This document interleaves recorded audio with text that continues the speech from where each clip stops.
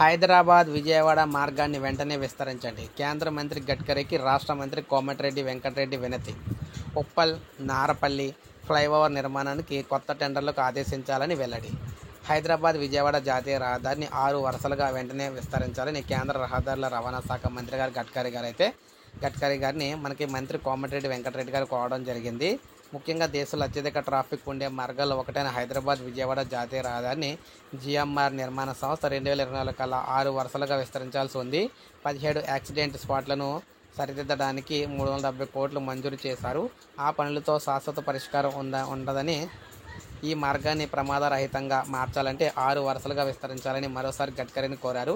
త్వరలోనే దీనిపై సమావేశం ఏర్పాటు చేసి పరిష్కరిస్తామని హామీ ఇచ్చారు. రాష్ట్రంలో తెలంగాణ రాష్ట్రంలో 16 ప్రధాన రహదారులను జాతీయ రహదారులుగా మార్చాలని కోరారు.